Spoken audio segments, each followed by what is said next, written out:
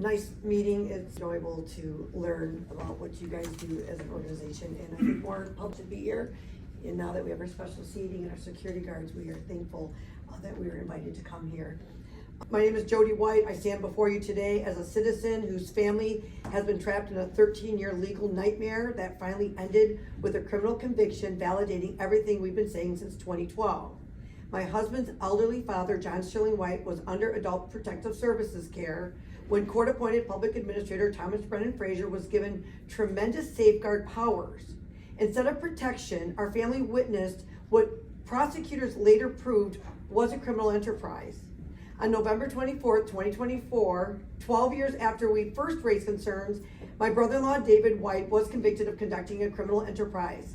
But here's what the State Bar must understand. This wasn't just David's crime. The legal system in probate court enabled it. The numbers tell the story. We've spent over $850,000 in legal fees generated, while an elderly man was supposed to be protected and an estate was to be left to his 5 sons. Of the $850,000, $400,000 of it was in administrative expenses with no proper accounting. $648,444 is still missing in a trust fund for just one of the assets, as no proper inventory was ever submitted. We paid $18,500 in 2017 for a court of appeals that ordered a jury trial. The trial was blocked by a frivolous settlement statement signed one business day before it was scheduled in 2019. Now in 2025, we are paying another $5,000 retainer just to have an appellate lawyer read the documents and review the harm done to our families. A brief will be drafted that will be probably less than a page to quote the specific law that protects the general public. A probate judge did violate the law in order to protect his public actors who make their living using our civil courtroom in probate court by creating conflict to enrich themselves financially. These public actors are members of the State Bar of Michigan. Stay tuned for future updates. The systemic failure is clear. Your own Attorney General, Dana Nessel, relieved Frazier of his duties in August of 2019. Yet the probate court continues to rely on the very safeguards that have failed.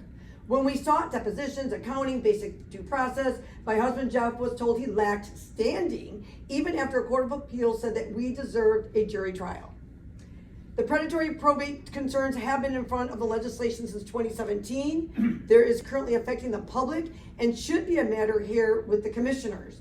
The action plan that should be taken under the supervision of the Supreme Court Justice, by the way, Mr. Boyd does know us very well. We had a couple meetings with him as well as the Attorney General. But first, immediate investigation of how attorneys like Frazier, Ehrlich, Rooney, and others operated for over a decade without meaningful oversight from the bar. Second, emergency review of the Character and Fitness and Professional Ethics Committee processes.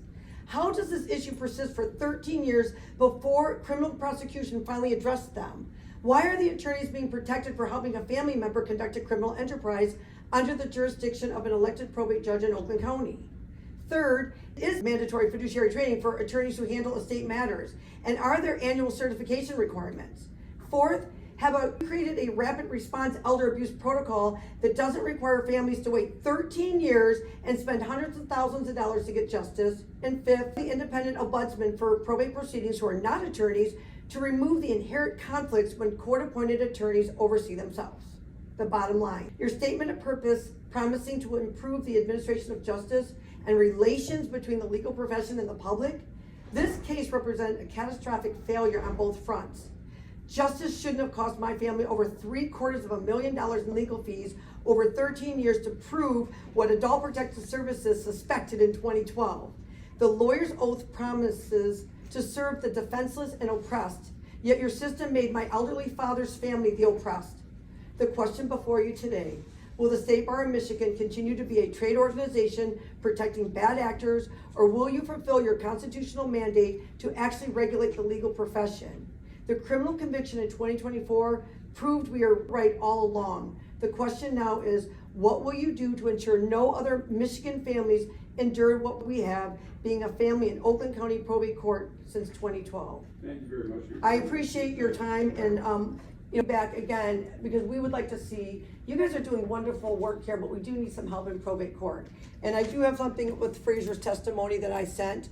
I have a hard copy because, it is damning. So we need to get the client protection to look at this too. Thank you very much. So who should I give this to? Should I give it to the security guard? Oh, all right, okay, thank you.